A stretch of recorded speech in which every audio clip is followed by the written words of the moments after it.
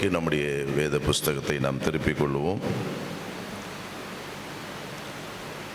ஏசாயா தீர்க்க தரிசன புஸ்தகம் 60வது அதிகாரம். இந்த அதிகாரத்திலே நாம் முதலிலே இருக்கிற இந்த வசனத்தை நாம் வாசிக்கும் பொழுது, எழும்பி பிரகாசி, உன் ஒளி வந்தது. எழும்பி பிரகாசி, உன் ஒளி வந்தது. கர்த்தருடைய மகிமை உன்மேல் உதித்தது என்று சொல்லி நாம் இந்த புஸ்தகத்திலே நாம் பார்க்கிறோம். கர்த்தருடைய மகிமை உன்மேல் உதித்தது. இதோ இருள் பூமியையும் காரிருள் ஜனங்களையும் மூடும், ஆனாலும் உன்மேல் கர்த்தர் உதிப்பார், அவருடைய மகிமை உன்மேல் காணப்படும். கர்த்தரே மகிமையாய் அவர் உதிக்கிறவராக, அவரே ஒளியை நமக்கு தருகிறவராக இருக்கிறார். இந்த அதிகாரத்தில் நாம் வாசித்து கொண்டு வரும் பொழுது நாம் தியானிக்கும்படியான தியானத்துக்குரிய வார்த்தை 60ஆம் அதிகாரம் 20ஆம் வசனத்தை நாம் இன்றைக்கு தியானிக்கும்படியாக இருக்கிறோம்.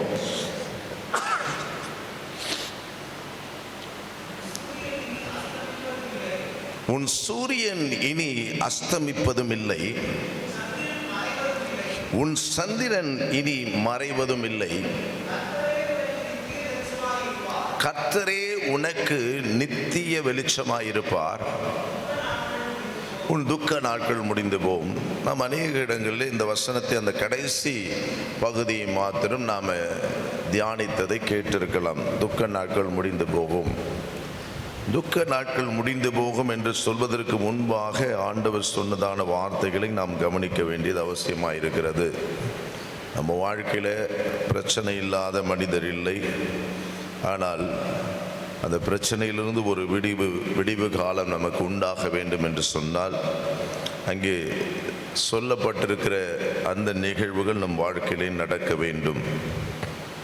ஆண்டவர் படைத்து உருவாக்கின சூரியனையும் சந்திரனையும் நாம் பார்க்கும் பொழுது, ஆதியாகமத்திலே நாம் வாசிக்கிறோம், பூமிக்கு வெளிச்சம் கொடுக்கும்படியாக ஆண்டவர் சூரியனை பகலில் ஆளவும் இரவில் ஆள சந்திரனையும் அவர் படைத்தார் என்று சொல்லி நாம் பார்க்கிறோம். அவைகள் நாம் பார்க்கிற அவைகள் கூட ஒளிந்து போகும் என்று நாம் வேதத்திலே பார்க்கிறோம். ஏசாயா 13:10 நாம் வாசிக்கும் பொழுது, சூரியன் இருண்டு போய் சந்திரன் ஒளி கொடாதிருக்கும். ஆண்டவராகிய இயேசு கிறிஸ்து சுவிசேஷ புத்தகத்திலே 24ஆம் அதிகாரம் மத்தேயு சுவிசேஷம் 29வது வசனத்தில் சூரியன் அந்தகாரப்படும் என்று சொல்லுகிறதை பார்க்கிறோம். மார்க்கு 13:24 சந்திரன் ஒளி தராது என்று சொல்லி நாம் பார்க்கிறோம். இங்கே நாம் வாசிக்கிறோம், ஏசாயா தீர்க்கதரிசி சொல்லுகிறார், உன் சூரியன் என்று அங்கே குறிப்பிடுகிறார். உன் சூரியன், உன் வெளிச்சம் என்று அங்கே சொல்லப்படுகிறதை நாம் பார்க்கிறோம். எனவே ஆண்டவர் என்ன சொல்லுகிறார், இந்த உலகத்தில் இருக்கிற எல்லாம் அழியக்கூடியது, மறைந்து போகக்கூடியது, நான் ஒருவர் மாத்திரமே என்றென்றைக்கும் இருக்கிறேன் என்று சொல்வதற்கு தான் இந்த வார்த்தையை நாம் பார்க்கிறோம். என்னை மட்டும் நீ உன் நம்பிக்கையின் மேலே வைக்க வேண்டும், நானே உனக்கு வெளிச்சத்தை தருகிறவர், உன் வாழ்க்கைக்கு தீபமாய் இருக்கிறவர் என்று ஆண்டவர் அழிந்து போகிற சிருஷ்டியின் மேலே உன் நம்பிக்கை வைக்காதே என்று சொல்லுகிறதை நாம் பார்க்கிறோம். தேவன் நமக்கு எப்படி வெளிச்சத்தை தருவார் என்று நாம் பார்ப்போம் என்று சொன்னால், 1 தீமோத்தேயின் புஸ்தகத்திலே 6ஆம் அதிகாரம் 16வது வசனத்திலே வாசிக்கும் பொழுது, ஒருவராய் சாவாமை உள்ளவரும் சேரக்கூடாத ஒளியிலே வாசம் பண்ணுகிறவர். அல்லேலூயா. அவர் எப்படி ஒளி தருவார், வெளிச்சத்தை தருவார் என்று சொன்னால், அவர் ஒருவரும் சேரக்கூடாத ஒளியிலே வாசம் பண்ணுகிற தேவன், அவரே வெளிச்சமாய் இருக்கிறார். நீங்கள் யோவான் எழுதின சுவிசேஷ புத்தகத்திலே பார்க்கும் பொழுது 1 அதிகாரம் 9ஆம் வசனத்திலே, உலகத்திலே வந்து எந்த மனுஷனையும் பிரகாசிப்பிக்கிற மெய்யான ஒளி அவர் மாத்திரம் தான். அல்லேலூயா சொல்லுவோமா? அல்லேலூயா, அல்லேலூயா. உன் வாழ்க்கையிலே ஒரு வெளிச்சம் உன் வாழ்க்கையிலே காணப்படுகிற அந்தகார இருள்கள் அகன்று போக வேண்டுமானால் இயேசு உன் வாழ்க்கையிலே உதிக்க வேண்டும். அல்லேலூயா. இந்த உலகத்தில் இருக்கிற சந்திரனும் சூரியனும் கூட அது மறைந்து போகும், ஒளிந்து போகும். ஆனால் அவர் மேலே நம்பிக்கை வைத்திருக்கிற உன்னை மன்னி அவர் நிறுத்துகிறவராக இருக்கிறார். யோபு சொல்லும் பொழுது என்ன சொல்கிறார் பாருங்க. யோபு சரித்திர புஸ்தகம் 24ஆம் அதிகாரம் 13ஆம் வசனத்திலே, அவர்கள் வெளிச்சத்துக்கு விரோதமாய் நடக்கிறவர்கள்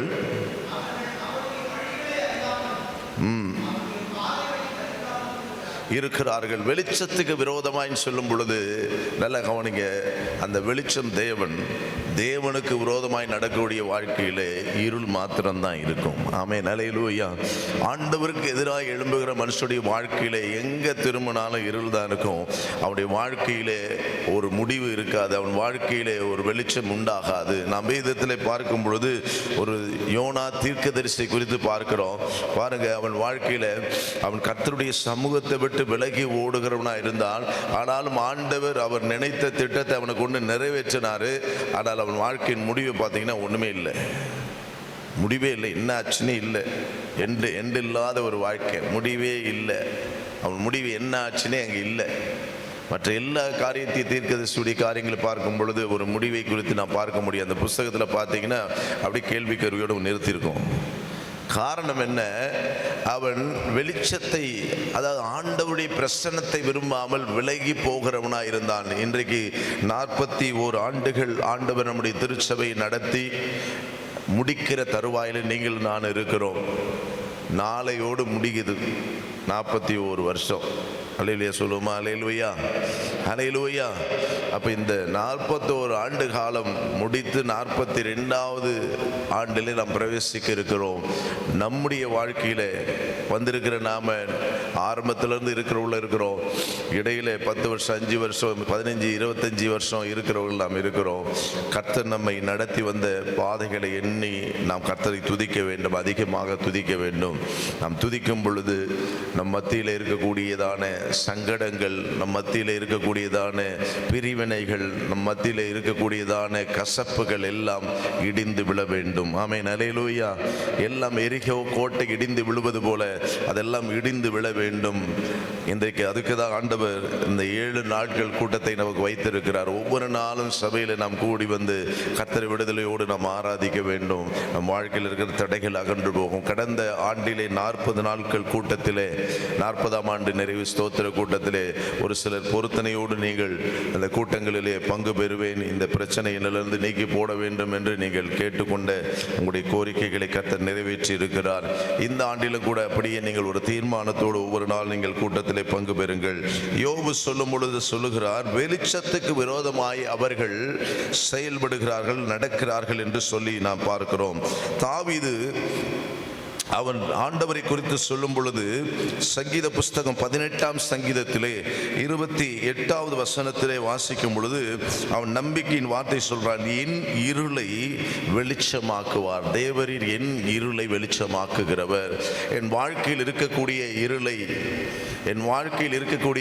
அவர் வெளிச்சமாக்குகிறவர். நீங்க இன்றைக்கு இரவு நேரத்தில் கூட்டத்துக்கு நீங்கள் வர போகிறீங்க. இது வரைக்கும் பக்கத்தில் இருட்டாகவே இருந்துச்சு அந்த பகுதியெல்லாம். இன்றைக்கு மாலையில் நம்ம ஆண்டவருக்காக அதை பிரதிஷ்டை செய்ய இருக்கிறோம். நீங்கள் வந்து பார்க்கும்பொழுது அப்போ தான் தெரியும் எந்த அளவுக்கு வெளிச்சம் அங்கே இருக்குன்னு. காரணம், அங்கே விளக்குகள் போடப்பட்டிருக்கிறது. அல்லேலூயா. இப்போ அந்த வெளிச்சம் தெரியாது, சூரியன் இருக்கிறதுனால. இரவு வரும் பொழுது அங்கே வெளிச்சம் இருக்கிறது. இங்கே நாம் வாசிக்கிறோம், தாவீது என் இருளை வெளிச்சமாக்குவார். என் வாழ்க்கையின் இருளை, ஒவ்வொரு மனுஷனுக்குள்ளேயும் ஒரு இருளான பகுதி இருக்கு. எப்படி சூரியனை நம் கண்களினாலே பார்த்தா கூசுது, ஆனால் அந்த சூரியனும் பார்த்தா அதற்குள்ளேயும் ஒரு பிளாக் ஹோல் இருக்கு. நான் ஏற்கனவே சொல்லியிருக்கிறேன். அந்த சூரியன் பார்க்கும் பொழுது அப்படியே பிரகாசமாக இருக்குது, ஆனால் அந்த சூரியனுக்கு இடையிலேயும் வெளிச்சம் இல்லாத இருண்ட பகுதி இருக்கு. ஆனால் நான் சாதாரண கண்ணில் பார்க்க முடியாது. நான் உங்களுக்கு சொல்லியிருக்கேன், அந்த சூரியனை பார்க்கும்போது இது போல் ஒரு முழுசாக இல்லை, எப்படி ஒரு மிட்டாய் இருக்குது, போலோன்னு ஒரு மிட்டாய் வரும் பார்த்தீங்கன்னா, ரவுண்டாக இருக்கும், நடுவில் ஒரு ஓட்டை இருக்கும். அதுபோல் நடுவில் ஒரு ஹோல் இருக்குது, அதுக்காக பிளாக் ஹோல் அப்படின்றாங்க. அது சூரியனுக்கு மத்தியில் இருக்குது. அந்த பிரகாசத்தினால அந்த இருளானது நமக்கு தெரியாமல் மறைக்கப்பட்டிருக்கிறது. ஆனால் அதற்குரிய கருவிகளினாலே அஸ்ட்ராலஜியில் இருக்கிறவங்க அதை குறித்து கருவியில் வைத்து பார்க்கும் பொழுது அவர்கள் அதை கரெக்டாக அவர்கள் சொல்லுகிறார்கள். அதில் பிளாக் ஹோல் என்ற ஒன்று இருக்கிறது. அப்படின்னா சூரியனிலும் இருள் இருக்கிறது. ஆமென், அல்லேலூயா. இன்றைக்கு நம்ம வாழ்க்கையிலும் கூட ஒரு இருளான பகுதி இருக்கும். அந்த இருளான பகுதியிலிருந்து இன்னும் நாம் விடுவிக்கப்படாமல் இருப்போம் என்று சொன்னால் தாவீது சொல்லுகிறான், என் இருளை வெளிச்சமாக்குகிறவர் என்னுடைய கர்த்தராய் இருக்கிறார். அல்லேலூயா. 27ஆம் சங்கீதம் 1 நாம் பார்க்கும் பொழுது தாவீது என்ன சொல்றாரு? கர்த்தர் என் வெளிச்சமும் என் ரட்சிப்புமானவர், யாருக்கு பயப்படுவேன்? யாருக்கு பயப்படுவேன்? நீங்க எபிரேயர்ல வாசிக்கும் பொழுது 13ஆம் அதிகாரத்தில் அங்கே வாசிக்கும் பொழுது அங்கே சொல்றாரு, கர்த்தர் எனக்கு சகாயர், ஆதலால் மனுஷன் எனக்கு என்ன செய்வான் என்று சொல்லலாமே. அல்லேலூயா. இங்கே நாம் வாசிக்கிறோம், கர்த்தர் என் வெளிச்சமாய் இருக்கிறார். கர்த்தர் என் வெளிச்சமாய் இருக்கிறார், நான் யாருக்கு பயப்படுவேன்? 36ஆம் சங்கீதத்தில் 9ஆம் வசனத்தை வாசிக்கும் பொழுது, உம்முடைய வெளிச்சத்திலே வெளிச்சம் காண்கிறோம், உம்முடைய வெளிச்சத்திலே வெளிச்சம் காண்கிறோம். தாவீது சொல்லும் பொழுது, ஆண்டவரே, எங்கள் வாழ்க்கையிலே இருளானது அகன்று போக உம்முடைய வெளிச்சத்திலே தான் நாங்கள் வெளிச்சத்தை காண முடியும். இந்த காலையில் வந்திருக்கிற வாழ்க்கையிலே நான் சொன்னது போல ஏதோ ஒரு இருளான பகுதி, ஏதோ பாவத்தின் கிரியை இன்னும் நம்மை விட்டு விலகாமல் நம் வாழ்க்கையில் இருந்து கொண்டிருக்கிறது என்று சொன்னால், நம்ம பாவம் சொன்ன உடனே வேற வெளிப்படையாக இருக்கக்கூடிய மாம்சத்து கிரியை மாத்திரம் இல்லை, கோபம் கூட பாவம்தான். கோபம் கூட பாவம்தான். பயம், அதுவும் பாவம். இதெல்லாம் பாவத்தின் பட்டியலில் இருக்கு. பயப்படுறது, எதிர்கால பயம், வருங்காலத்தில் என்ன நடக்குமோ என்ற பயம், எல்லாம் பாவம். கோபம் பாவம். இதெல்லாம் நம்ம வாழ்க்கையில் எங்கே இருந்துக்கிட்டு இருக்கு அப்படின்னு சொன்னால், இன்னும் அந்த இருள் நம்ம விட்டு போகலை. இதுக்கு பேர் ஜென்ம பாவம் என்று சொல்ற, நம்ம ரத்தத்திலேயே ஊறி வரக்கூடிய பாவம். அந்த இருள் போக வேண்டும் என்று சொன்னால் கர்த்தர் நமக்கு வெளிச்சமாக நம் வாழ்க்கையிலே பிரவேசிக்க வேண்டும், நம்மை முற்றிலுமாக ஆளுகை செய்ய வேண்டும். அப்போ இங்கே நம்ம வாசிக்கிறோம், கர்த்தர் அவர் சொல்றார், உம்முடைய வெளிச்சத்திலே வெளிச்சம் காண்கிறோம் ஆண்டவரே. அப்படின்னா நமக்கென்று ஒரு வெளிச்சம் இல்லை. இப்போ நிலாவை குறித்து நாம் பார்க்கிறோம். நிலாவுக்கு இயற்கையாக வெளிச்சம் இருக்கா அப்படின்னு சொன்னால் இல்லை. சூரியனிலிருந்து வெளிச்சத்தை உள்வாங்கி அது பிரதிபலிக்குதுன்றாங்க. சந்திரனுக்கு நேச்சுரலாக கிடையாது, சூரியன்கிட்ட இருந்து வெளிச்சத்தை வாங்கி பிரதிபலிக்கிறது. அப்போ நீங்களும் நானும் கூட ஆண்டவர் தான் வெளிச்சம், நாம் அவரிடத்திலிருந்து தான் அதை பெற்றுக்கொள்ள வேண்டும், அதை நாம் பிரதிபலிக்கிறவர்களாய் காணப்பட வேண்டும். அல்லேலூயா. அப்போ அவர் அருகிலே நாம் இருக்க வேண்டும், அவருடைய பிரசன்னத்தை வாஞ்சிக்க வேண்டும், அவர் சமூகத்தை நித்தம் தேட வேண்டும். அப்போ இங்கே நாம் வாசிக்கிறோம், சங்கீத புஸ்தகத்தில் நாம் வாசிக்கும் பொழுது அந்த வெளிச்சத்தை குறித்து நாம் பார்க்கிறோம். அந்த வெளிச்சம் எப்படி நமக்கு கிடைக்கிறது அப்படின்னு சொன்னால், சங்கீதம் 89வது சங்கீதம் 1வது 15வது வசனம், அந்த வெளிச்சம் எப்படி நமக்கு கிடைக்கிறதா?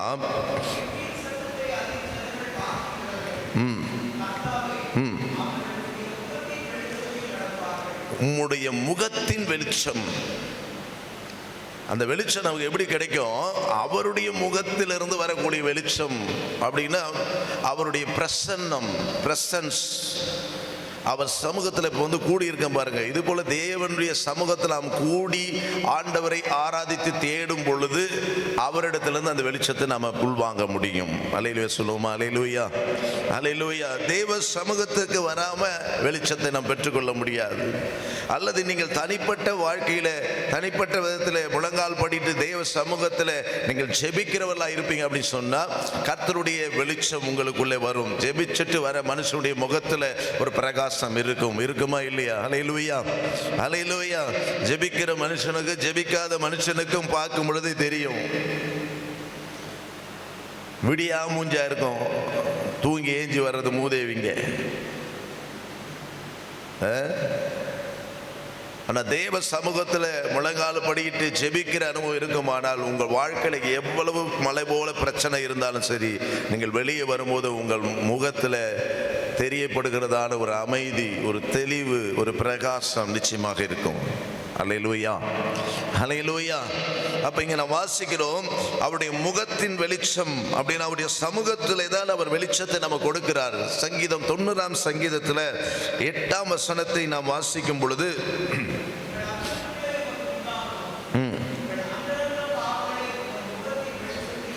நல்லா கவனிங்க, சாதாரண விஷயம் இல்லை. தேவ சமூகத்தில் நீ போய் ஜெபிக்கும் பொழுது வெளிச்சத்தை தர்றது மாத்திரமில்லை, நம்முடைய பாவத்தெல்லாம் வெளியே கொண்டு வந்து நிறுத்துவார். ஆமென், அல்லேலூயா. நம்மளை சுத்தமாக்கும்படியாக அவருடைய முகத்தின் வெளிச்சத்திலே நம்முடைய பாவங்களை வெளியே கொண்டு வருவார். நமக்கு பாவனே தெரியாமல் இருப்போம். சில நேரத்தில் இதுதான் ரைட்டுடா, நான் வாழ்கிற வாழ்க்கை தான்டா ரைட்டுன்னு நாம் வாழுவோம். ஆனால் அதையும் அவர் கொண்டு வர்றார். எப்போ அப்படின்னா, அவருடைய சமூகத்தில் நீங்கள் நானும் இருக்கும் பொழுது, முழங்கால் படியிடும் பொழுது, தேவனை ஆராதிக்க இது போல ஆலயத்தில் நாம் கூடி வரும் பொழுது, ஆண்டவர் அவருடைய வெளிச்சத்திலே உன் பாவங்களை வெளியே கொண்டு வருவார். ஆமென், அல்லேலூயா, அல்லேலூயா. வெளிச்சத்தை பார்த்தா இருட்டுக்குள்ளே இருக்கக்கூடிய எல்லா பூச்சி கீச்சி எல்லாம் ஓடும். ஒன்று. ரெண்டாவது, இரவு நேரத்தில் ஒரு லைட் எரியுதுன்னு வச்சிங்களேன், ஏதோ ஒரு இடத்துல ஒரு விளக்கை கொளுத்துறோன்னு வச்சிங்களேன், தீப்பந்தத்தை, அந்த வெளிச்சத்தை தேடி சொல்லுங்கள் பூச்சி எல்லாம் வரும். ஒன்று. இன்னொன்று, நான் சொன்னது நம்ம வீட்டிலலாம் அம்மிக்கல்லாம் இருக்கும். நீங்கள் அந்த அம்மிக்கல்லாம் அப்படி நவுத்துனீங்கன்னா கீழே பூச்சி கீச்செல்லாம் இருக்கும், எல்லாம் ஓடும், இருட்டை தேடி ஓடும். வெளிச்சத்தை பார்த்தா நிற்க முடியாது. அல்லேலூயா. இன்றைக்கு உங்கள் வாழ்க்கையில், என் வாழ்க்கையில் தேவனுடைய பிரசன்னத்தில் நீங்கள் வரும் பொழுது ஆண்டவர் உனக்கும் எனக்கும் அவருடைய முகத்தின் வெளிச்சத்தினாலே நம்மை ஒளிர பண்ணும்படியாக இருக்கிறார். அப்படி செய்யும் பொழுது நமக்குள்ள இருக்கிற பாவங்களும் நம்மை விட்டு விலகி ஓடி போகும். அல்லேலூயா சொல்லுவோம். அல்லேலூயா, அல்லேலூயா. அதுதான் இங்கே நாம் வாசிக்கிறோம். அவர் அந்தரங்க பாவங்களை நம்முடைய வெளிச்சத்தில் அவர் கொண்டு வருகிறவராக இருக்கிறார். இரண்டாவது வெளிச்சம் நமக்கு எப்படி கிடைக்கும் அப்படின்னு சொன்னா, சங்கீதம் 119ஆம் சங்கீதம் 105வது வசனம்.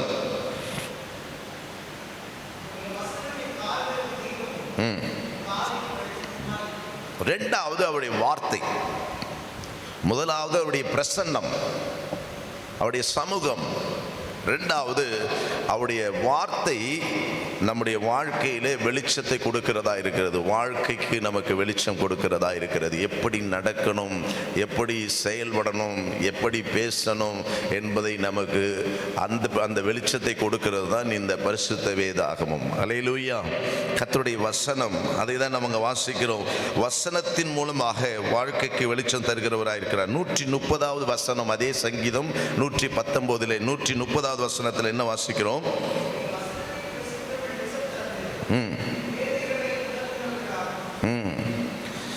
உம்முடைய வசனத்தை என்ன பண்றாரு? வெளிச்சம் தந்து பேதைகளை உணர்வுள்ளவனா மாற்றுறாரு. பேதைகளை உணர்வுள்ளவனா மாற்றுறாரு. வசனத்தில் வெளிச்சத்தை கொடுக்கிறாரு. பேதையாய் ஒண்ணுமே தெரியாத இன்னோசென்ட் மனுஷனையும் கூட அவனை உணர்வுள்ளவனாக மாற்றுறாரு. அதே போல ஒரு மனுஷன் தன்னுடைய தவறு உணராம வாழுகிற ஒரு மனுஷனை கூட உணர்த்தி அவனை சரிப்படுத்துகிறவராக இருக்கிறாரு. நீதிமொழிகள் புஸ்தகம் 6ஆம் அதிகாரம் 23 வாசிக்கும் பொழுது,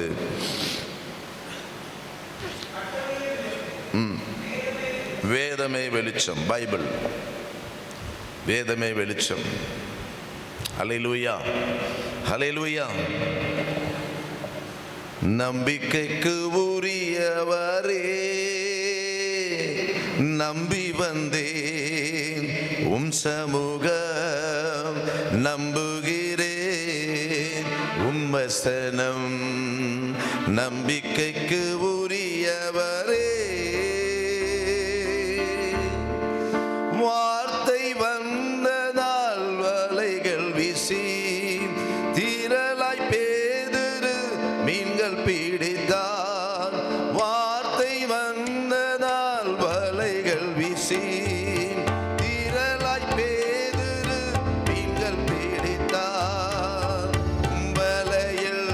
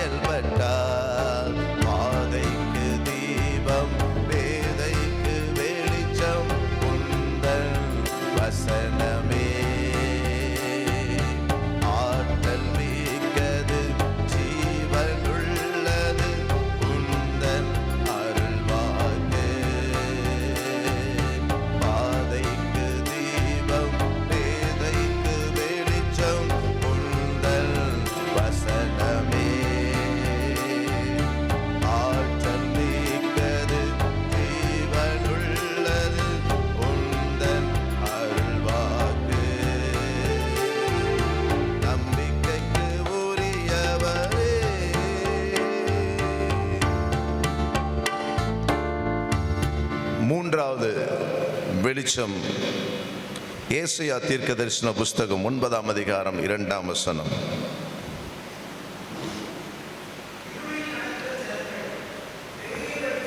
பெரிய வெளிச்சத்தை கண்டார்கள், பிரகாசித்தது. இந்த வெளிச்சம் யார் என்று சொன்னால் இயேசு கிறிஸ்துவை குறித்த தீர்க்க தரிசனமான வார்த்தை. இயேசு கிறிஸ்து அவரிடத்திலிருந்து நமக்கு வெளிச்சத்தை தருகிறார். அன்றைக்கு தீர்க்கதரிசிகள் எல்லாரும் காத்து கொண்டிருந்த ஒரு காரியம், இயேசுவின் பிறப்பு. ஒரு விடிவு காலம் வராதா, வெளிச்சம் காணப்படாதா, இருளான ஒரு வாழ்க்கையிலே வெளிச்சம் உண்டாகாதா என்று அன்றைக்கு காத்து கொண்டிருந்தார்கள். அந்த வெளிச்சத்தை குறித்து தான் நாம் இங்கே பார்க்கிறோம். நமக்கு நேரம் இல்லை, சுருக்கமாக நான் முடிக்கும். 3 விதத்தில் நமக்கு வெளிச்சம் கிடைக்கிறது. ஒன்று, சொல்லுங்க, எப்படி நமக்கு வெளிச்சம் கிடைக்கிறது? அவருடைய சமூகம் பிரசன்னத்தினாலே. 2வது அவருடைய வார்த்தையினால. 3வது அவர் பிரசன்னமாகிற அல்லது அவருடைய முகத்தில் இருக்கக்கூடிய இயேசுவினாலே நமக்கு வெளிச்சம் உண்டாகிறது என்று நாம் பார்க்கிறோம். மனிதர்களுக்குள்ளேயும் வெளிச்சம் இருக்கிறது. இந்த வெளிச்சம் நம் வாழ்க்கையில் பிரயோஜனத்தை கொடுக்குமா அப்படின்னு சொன்னால், மற்றவர்களுக்கு வழி நடத்தும்படியாக நம் வாழ்க்கையிலையும் ஒரு வெளிச்சத்தை கர்த்தர் கொடுத்திருக்கிறார். நாம் வாசிக்கும் பொழுது ஏசாயாவிலே நாம் வாசித்த வசனத்தில் 60ஆம் அதிகாரம் 3ஆம் வசனத்தில் அங்கே என்ன வாசிக்கிறோம்? உன் வெளிச்சம் என்று அங்கே சொல்லப்பட்டிருக்குது. வாசிக்கலாமா? உன் வெளிச்சத்தினிடத்திற்கு ஜாதிகளும் போதும். உன் வெளிச்சம் சொல்லப்பட்டிருக்கிறது. அப்படின்னா மனுஷனுக்கு ஒரு வெளிச்சத்தை கொடுத்திருக்கிறார். அது என்ன வெளிச்சம் நம்ம பார்க்கலாம். பிறகு 58ஆம் அதிகாரம் ஏசாயா புஸ்தகத்தில் 10வது வசனத்தில் இருளிலே உன் வெளிச்சம் உதிக்கும் என்று சொல்லப்பட்டிருக்கிறது. இருளிலே உன் வெளிச்சம் உதிக்கும். 58 8வது வசனம் உன் வெளிச்சம் எழும்பி அங்கே சொல்லப்பட்டிருக்கிறது. உன்னுடைய வெளிச்சம் எழும்பி. நீதிமொழிகளை நாம் வாசிக்கும் பொழுது அந்த வெளிச்சத்தை குறித்த ஒரு காரியத்தை சொல்றாரு. நீதிமொழிகள் 13:9 நீதிமானுடைய வெளிச்சம் சந்தோஷம். நீதிமானுடைய வெளிச்சம் சந்தோஷம். அப்போ அந்த வெளிச்சம் என்ன? உனக்குள்ளே இருக்கக்கூடிய கொடுத்திருக்கிற ஒரு வெளிச்சம் என்ன அப்படின்னா, சந்தோஷமாக இருக்கிற ஒரு அனுபவம். நம்ம வாழ்க்கையில் எத்தனை காரியங்கள் நம்ம வாழ்க்கையில் இருந்தாலும் ஆண்டவர் நம்ம வாழ்க்கையில் கொடுத்திருக்கிற சந்தோஷம், அதை நம்ம விட்டு எந்த நாளிலும் தொலைச்சிடக்கூடாது. கடவுள் நமக்குள்ள கொடுத்திருக்கிறதான சந்தோஷம். மத்தேயு 5:14 சொல்லும்போது 2வது விஷயம் சொல்றாரு, நீங்கள் உலகத்துக்கு வெளிச்சம் என்று ஆண்டவர் சொல்லுவார். நீங்கள் உலகத்துக்கு வெளிச்சம் அப்படின்னு சொல்லும்போது அங்கே சாட்சியின் வாழ்க்கை தான் நம் வாழ்க்கையில் இருக்கக்கூடிய வெளிச்சம். நீ நானும் சாட்சியாய் வாழுகிற வாழ்க்கை, இது மனுஷனுக்கு இருக்கிற வெளிச்சம். மனுஷனுக்குள்ளே இருக்கக்கூடிய உன் வெளிச்சம், உன் வெளிச்சம் சொல்றாரு. அந்த வெளிச்சம் நீங்களும் நானும் வாழக்கூடிய சாட்சியின் வாழ்க்கை, மற்றவர்களுக்கு முன்மாதிரியாய் வாழுகிற வாழ்க்கை. எப்படி வேணாலும் வாழ்ந்துடலாம் என்று நீங்கள் இருப்பீர்கள் என்று சொன்னால் நீங்கள் கிறிஸ்துவை பின்பற்றுகிறவர்கள் அல்ல. கிறிஸ்து உங்களுக்கு தேவையில்லை. எப்படி வேணாலும் வாழலான்னு சொன்னால் இயேசு உங்களுக்கு தேவையில்லை, இந்த வேதம் உங்களுக்கு தேவையில்லை. இப்படிதான் வாழ வேண்டும் என்ற வரைமுறையிலே கர்த்தர் வைத்திருக்கிறார். அதான் சொல்றாரு, நீங்கள் உலகத்திற்கு வெளிச்சம்ன்றாரு. அந்த உலகத்துக்கு வெளிச்சமாய் ஆண்டவர் உங்களையும் என்னை வைத்திருக்கிற காரியம் என்ன? உங்கள் வாழ்க்கையில என் வாழ்க்கையிலே சாட்சியோடு வாழணும். இன்றைக்கு உலகம் அதை எதிர்பார்த்து காத்து கொண்டிருக்கிறது. ஒரு கிறிஸ்தவன் தப்பு பண்ணிட்டா உலகம் என்ன சொல்லும்? நீங்கள் எல்லாம் கிறிஸ்டியன்ஸ் இப்படி பண்ணலாமான்னு கேட்குது அப்படின்னு சொன்னாலே நாம் அப்படி செய்யக்கூடாது. அவன்னா செய்யலாம். உலகம் அதை நல்லா கவனிங்க.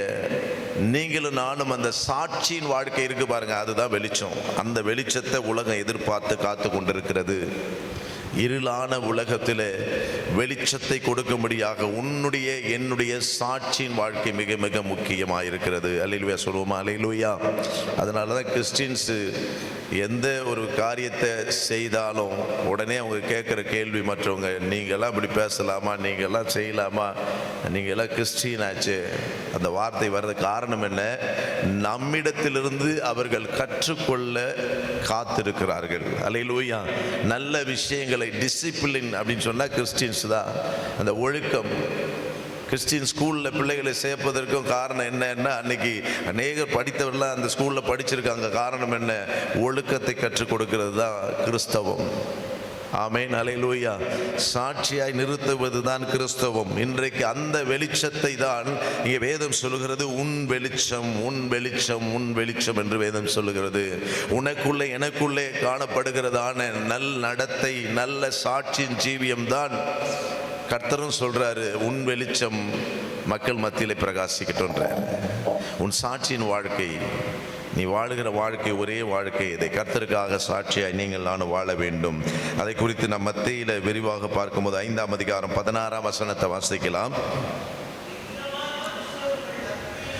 இவ்விதமாய் மனுஷர் உங்கள் நற்கிரியைகளை கண்டு பரலோகத்தில் இருக்கிற உங்கள் பிதாவை மகிமைப்படுத்தும்படிக்கு உங்கள் வெளிச்சம் அவர்கள் முன்பாக பிரகாசிப்பிக்க கடவது. வாழ்க்கையில எவ்வளவு போராட்டம் பிரச்சனை வந்தாலும் நீங்களும் நானும் சாட்சியாய் வாழுவதுதான் வெளிச்சம் கொடுக்கிற அனுபவம். என் குடும்ப சூழ்நிலையே என்ற ஒருத்தவங்க என் வாழ்க்கையே போற மாதிரி இருந்தது, அதனால நான் மந்திரவாதிகிட்ட போயிட்டேன். இல்லை கவனிங்க, வாழ்க்கையே போற மாதிரி இருந்ததுனால மந்திரக்காரன்ட்ட போயிட்டேன். இது சாட்சியா?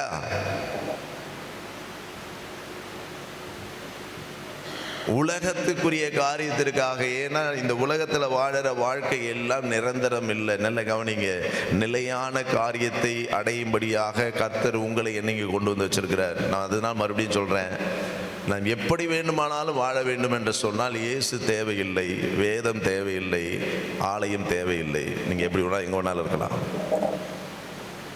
இப்படிதான் வாழ வேண்டும் என்ற வழியை கற்றுக் கொடுப்பது தான் பரிசுத்த வேதாகமும் என் கையில் கர்த்தர் கொடுத்துருக்கிறாரு. சும்மா இதை எடுத்துகிட்டு வர்றதுக்கு போகிறதுக்கு இல்லை. சிலர் இதை எடுத்துகிட்டு வர்றதுக்கே வெக்கப்படுற ஆட்கள் இருக்கிறாங்க, பைபிளை தூக்கிட்டு வர்றதுக்கு. இதுதான் உன் வாழ்க்கை என் வாழ்க்கைக்கு வெளிச்சம். உன் வாழ்க்கை என் வாழ்க்கை வெளிச்சத்துக்குள்ள நடத்துவது இதுதான். இந்த வசனத்தை விட்டுடாதீங்க. அப்ப வெளிச்சம், மனிதனுக்குள்ள இருக்க வெளிச்சத்தை குறித்து பார்க்கிறோம். அது நம்முடைய சாட்சியின் ஜீவியமாக இருக்கிறது.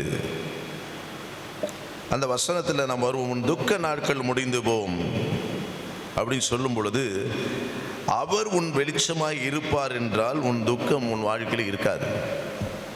அல்லேலூயா, அல்லேலூயா.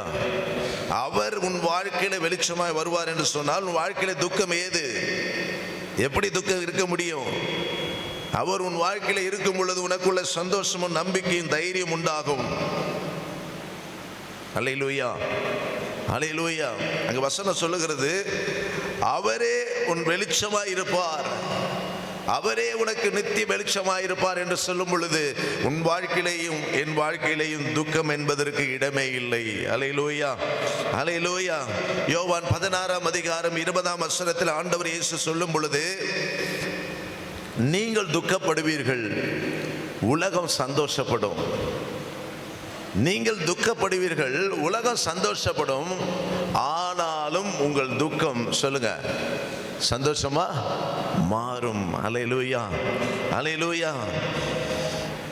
உங்கள் துக்கம் சந்தோஷமாய் மாறும், உங்கள் கவலைகள் கண்ணீர் எல்லாம் மறைந்துவிடும்.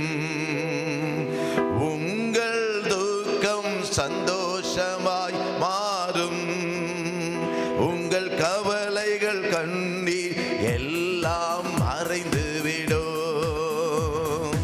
கலங்காதே மகனே, கலங்காதே மகளே, கலங்க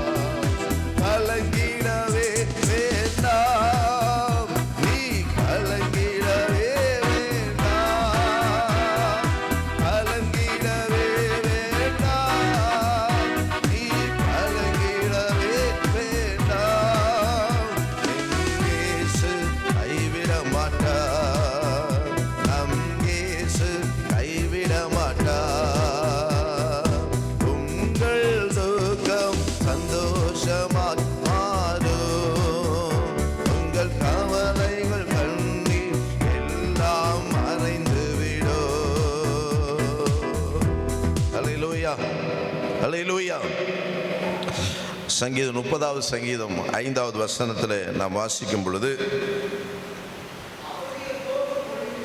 அவருடைய கோபம் ஒரு நிமிஷம்,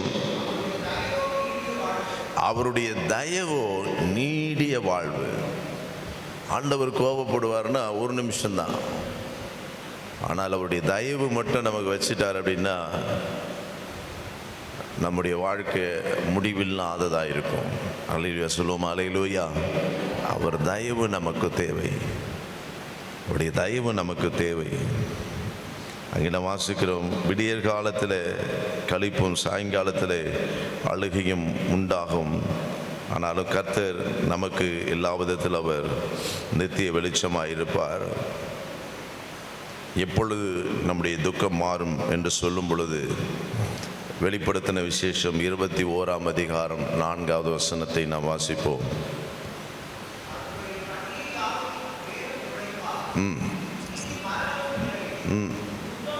துக்கம் இல்லை,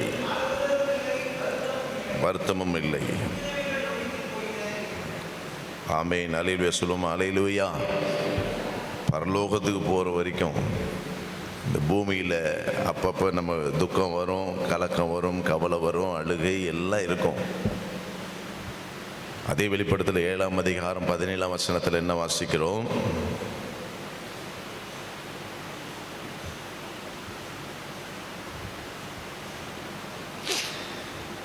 ஏழு 17.